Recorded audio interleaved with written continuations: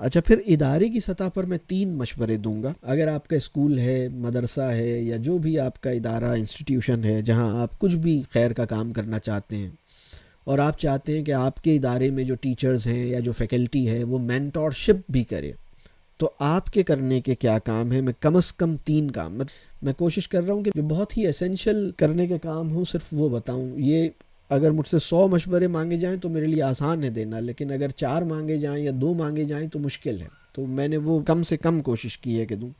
پہلا کام جو انسٹیٹیوشنز کو کرنا چاہیے وہ یہ ہے کہ استاد کی عزت کریں اور اس پر اعتماد. اور دیکھیے، آپ ان کو، وہ ٹیچرز جن کی ٹیچنگ کی کوالٹی آپ کی چیکنگ کی محتاج ہے نا، ان کو آپ نے اپنے ساتھ لیا ہی کیوں ہے؟ اور اگر وہ اچھے انسان ہیں تو آپ ان پر اعتماد کریں اور ان کے لیے اس سے بڑھ کر پسند کریں جو اپنے لیے پسند کریں. اگر آپ کے انسٹیٹیوشن میں ٹیچرز کو اچھا، یعنی آپ پے نہیں کر سکتے، تو آپ بھی اس کے لیے اہتمام کریں کہ آپ بھی اچھی پے اس انسٹیٹیوشن سے ڈرا نہیں کریں گے. اس صورت میں تو یہ جائز ہے. مطلب آپ being the head of the institution, آپ نے کہا کہ بھائی میں ان اساتذہ کو اچھا پے نہیں کر سکتا، لہٰذا میں اپنے لیے بھی اچھا ڈرا نہیں کروں گا. تو ٹھیک ہے، چل جائے گا. تو ان کے پیٹ پہ 1 پتھر ہے، آپ کے پیٹ پہ 2 پتھر ہیں، یا کم از کم 1 پتھر ہے، تو چل جائے گا. ٹھیک، ان کی عزت کریں، ان پہ ٹرسٹ کریں. اور اگر آپ کو لگتا ہے کہ یہ ایسے لوگ ہیں، مطلب 2 نمبر لوگ ہیں، ان کو تو مطلب چھوڑا نہیں جا سکتا، ان کو اگر چھوڑ دیں گے تو یہ تو پتہ نہیں کیا کریں گے، تو پھر آپ اپنے انسٹیٹیوشن کو چھوٹا کر لیں. مجھ سے ایک صاحب آئے، انہوں نے کہا میرا انسٹیٹیوشن ہے، ہم بہت بڑا کام کرنا چاہتے ہیں. میں نے سنتا رہا، میں ان کی بات، بہت بڑا انسٹیٹیوشن بنایا ہے، اتنے ملین، اتنے کروڑ لگا دیے ہیں، ایسا انفراسٹرکچر، ایسا یہ وہ، بہت لمبی لمبی اچھی ٹھیک ٹھاک باتیں تھیں. لیکن پرابلم ایک ہی تھا کہ ان کے پاس مینٹور نہیں تھا. کہنے لگے ہمیں لوگ نہیں ملتے. تو میں نے کہا کہ اللہ آپ کو وہی عطا کرے گا جس کے آپ لائق ہوں گے. آپ یہ سوچئے کہ اللہ نے آپ کو اگر نہیں عطا کیے تو آپ اس کا انتظار کر لیں.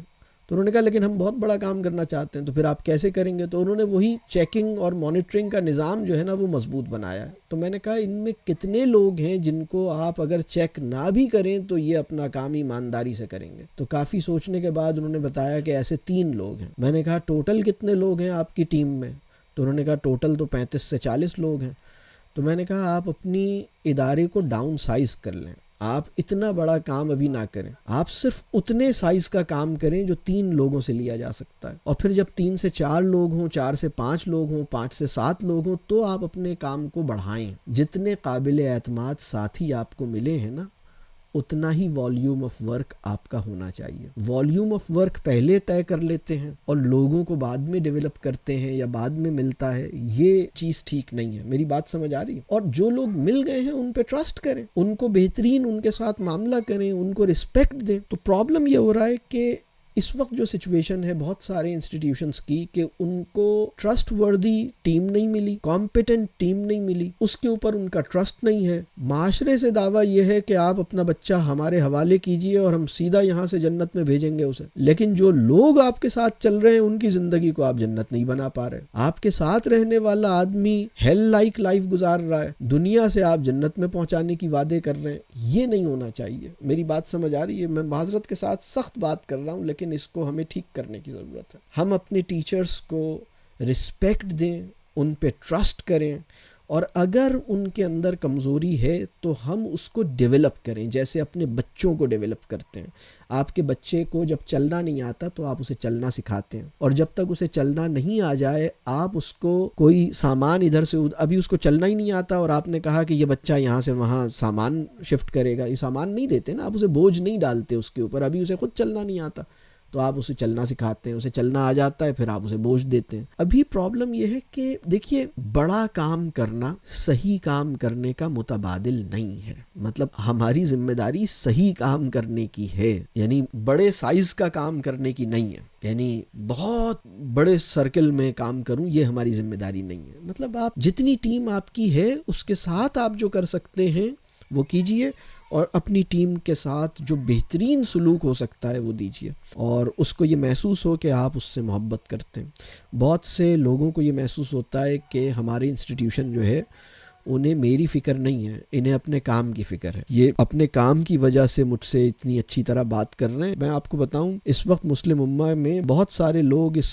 احساس میں ہیں کہ وہ جس کے ساتھ ہیں وہ انہیں چھوڑ دے گا. یعنی میاں بیوی کے تعلق میں یہ صورتحال ہے، باپ اور بیٹے کے تعلق میں یہ صورتحال ہے، اور ٹیچرز اور انسٹیٹیوشنل ہیڈز کے تعلق میں یہ صورتحال پیدا ہو گئی. تو ایک کانفیڈنس دیجیے. اور یہ پہلی بات ہے. دوسری بات یہ ہے کہ اپنی ٹیم پر کی ٹریننگ، ان کی ڈیولپمنٹ، ان کی انٹلیکچول ڈیولپمنٹ، ان کا ایکسپوجر، ان کی ٹیکنیکل ٹریننگ، ان کی ہر طرح کی ٹریننگ، اس کے اوپر آپ بہت کھل کے اہتمام کیجئے، وقت نکالیے، اس کے اوپر اگر کچھ اسپینڈ کرنا ہے وہ کیجئے. بہت سارے ادارے ایسے ہیں جو بہت بڑا کام کرنا چاہتے ہیں لیکن اپنی ٹیم کو ٹرین کرنے کا حوصلہ نہیں ہے. بہت سارے ادارے ایسے ہیں جو کچھ کرنا چاہتے ہیں لیکن اب جیسے میں پوچھتا ہوں بھئی آپ نے ایک سال میں اپنی ٹیم کو کتنی کتابیں پڑھنے کے لیے کہیں، کتنی کتابیں تحفے میں دیں، کتنی کتابوں پہ ڈسکشن ہوا؟ تو ایسا کچھ نہیں ہوتا. وہ کہتے ہیں کہ نہیں، پچھلے 6 مہینوں میں کتنی کتابوں پہ آپ کی اور آپ کی ٹیم کے درمیان باتیں ہوئیں، کتنے آتھرز زیر بحث آئے، کتنی آئیڈیولوجیکل کانورسیشنز کتنی ہوئی ہے،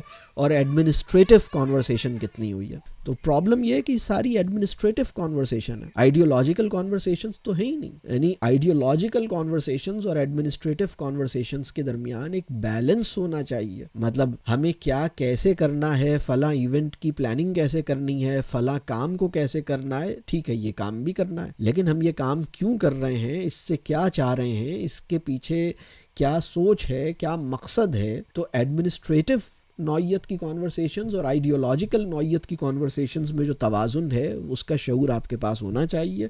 اور جیسے میں نے کہا کہ ان کی جو ٹریننگ ہے، ان کی جو ڈیولپمنٹ ہے، اس پہ آپ اس کے لیے یعنی اللہ کرے کہ آپ کا اپنی ٹیم کے ساتھ تعلق باس اور امپلائیز کا نہ ہو، استاد اور شاگرد کا ہو. آپ کو وہ اپنا مربی پہلے سمجھیں اور باس بعد میں سمجھیں. وہ کہیں کہ یہ میری ماں ہے یا میرے فادر ہیں یا میرے استاد ہیں یا میرے مینٹور ہیں اور میرے امپلائر ہیں. یہ بات کی بات ہے. مطلب وہ یہ ایک الگ بات ہے کہ میرے محبوب ہیں اور میرے باس بھی ہیں، یہ ایک الگ بات ہے.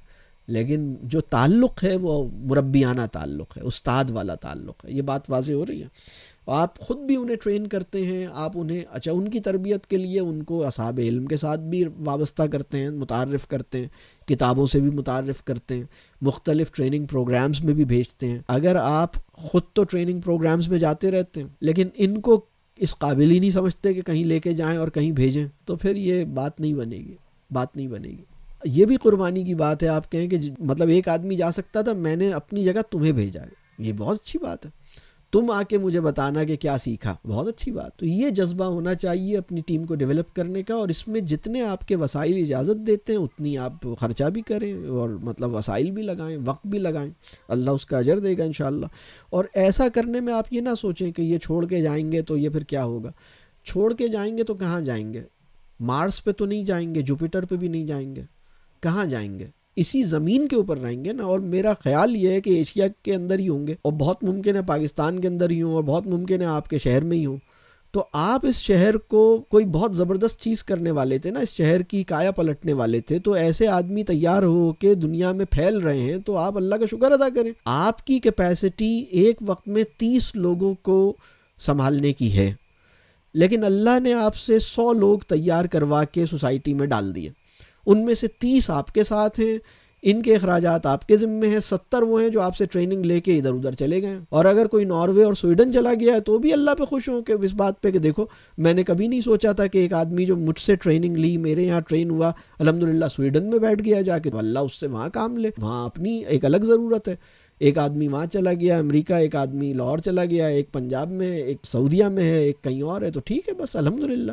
آپ کرنے کیا نکلے تھے پہلے تو یہ بتائیے. ایک بات اور سمجھ لیں، جو کام بھی آپ اپنے ادارے میں کر رہے ہیں، اگر آپ کو یہ اطلاع ملے کہ کچھ اور لوگ ہیں جو بالکل ایسا ہی کام کرنا چاہتے ہیں، اور وہ آپ کے محلے میں بالکل ایسا ہی کام، ایک اور گروپ ہے جو بالکل یہی کام کرنا چاہتا ہے اور اس نے ایسا ہی کام شروع کر دیا، یہ خبر آپ کے لیے خوشی کا سامان پیدا کرے گی یا پریشانی کا سامان پیدا کرے گی؟ اگر یہ خبر خوشی کا سامان پیدا کرے گی تو آپ اللہ کے لیے کام کر رہے ہیں، اور اگر یہ خبر آپ کے لیے پریشانی کا سامان پیدا کرے گی تو آپ اپنے لیے کام کر رہے ہیں. میں آپ کو دوبارہ یہ بات کہتا ہوں، آپ جو کام بھی کر رہے ہیں، چاہے آپ قرآن پڑھا رہے ہیں، سیرہ پڑھا رہے ہیں، کوئی بھی خیر کا کام کر رہے ہیں، اگر آپ کو یہ اطلاع ملے آپ ایک انسٹیٹیوشن کے اونر ہیں نا, آپ ایک اسکول کے, کالج کے, مدرسے کے, قرآن کے انسٹیٹیوٹ کے, اسلام کے کسی نہ کسی خیر کے ادارے کے اونر ہیں, ڈائریکٹر ہیں, پرنسپل ہیں.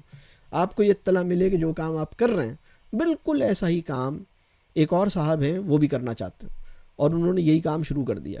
یہ خبر آپ کے لیے غم کا باعث ہے یا خوشی کا باعث ہے؟ اور اگر غم کا باعث ہے تو آپ کو اپنے کام پہ بھی غم ہونا چاہیے کہ میں ہی غلط کام کر رہا ہوں, وہ بھی کر رہا ہے, تو یہ تو غلط بات ہے. یہ کام میں کروں تو ٹھیک ہے, کوئی اور کرے تو غلط ہے. یعنی اگر مصعب بن عمیر کو یہ اطلاع ملے کہ ایک اور صحابی کو بھی رسول اللہ صلی اللہ علیہ وسلم نے چنا ہے کہ وہ اسی کام پہ لگایا ہے, تو مصعب بن عمیر خوش ہوں گے یا پریشان ہوں گے کہ اچھا اب ایک اور آ گیا کمپٹیٹر میرا؟ تو یہ خیر کا کام چھوٹے دل کے ساتھ نہیں ہو سکتا. خیر کا کام کرنے کے لیے اللہ میرے دل میں خیر پیدا کرے, اللہ میرے دل کو کشادہ کرے. تو یہ جو میں بات کر رہا ہوں نا کہ آپ جن لوگوں کو ٹرین کر رہے ہیں اگر یہ کسی اور ادارے میں گئے ہیں, اس پہ بھی اللہ کا شکر ادا کیجیے. اور یہ بھی صدقے کی شکل ہے. پہلی بات تو یہ سمجھیے کہ کیا یہ صدقہ جاریہ نہیں ہے کہ ایک آدمی نے آپ کے پاس آیا, 1 سال 2 سال گزارے, آپ سے چیزیں سیکھی, اب وہ کہیں اور چلا گیا, تو آپ سے سیکھی ہوئی جو باتیں وہ وہاں اپلائی کر رہا ہے. کیا اگر آپ کی نیت ٹھیک ہے تو آپ کو اس کا اجر ملے گا یا نہیں ملے گا؟ کتنے لوگوں کا خیال ہے ملے گا؟ ملے گا الحمدللہ. اور اگر آپ کی نیت ٹھیک نہیں ہے تو وہ بھلے آپ کے ساتھ بھی کام کر رہا ہے تو آپ کو کوئی اجر نہیں ملے گا. یہ بات سمجھ آ رہی؟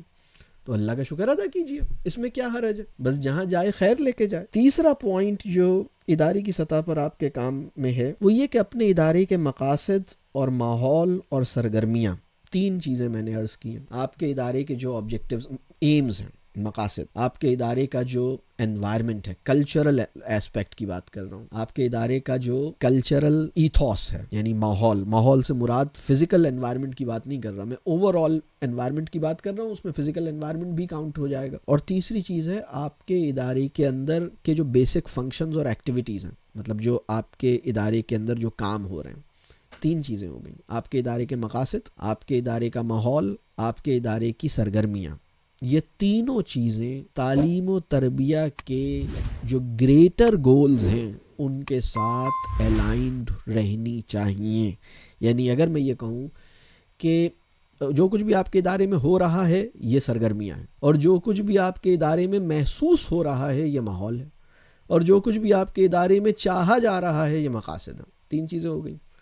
جو کچھ بھی آپ کے ادارے میں ہو رہا ہے یعنی سرگرمیاں, جو کچھ بھی آپ کے ادارے میں محسوس ہو رہا ہے یعنی کہ ماحول, اور جو کچھ بھی آپ کے ادارے میں چاہا جا رہا ہے یعنی کہ مقاصد. ان تینوں چیزوں کا بہت گہرا جو تعلق ہے وہ تعلیم و تربیہ کے گریٹر کاز کے ساتھ ہونا چاہیے. ابھی تو معاملہ یہ ہے کہ بہت سے انسٹیٹیوشنز کے اندر ٹیچرز نے جتنی خدمت اور جتنی توجہ سافٹ بورڈز کو دی ہے نا, اتنی توجہ اپنے شعور پہ نہیں دی. مطلب وہ جیسے اسکول میں بڑے بڑے سافٹ بورڈز لگے ہوئے ہیں تو وہ سافٹ بورڈ صحیح نظر آنے چاہیے.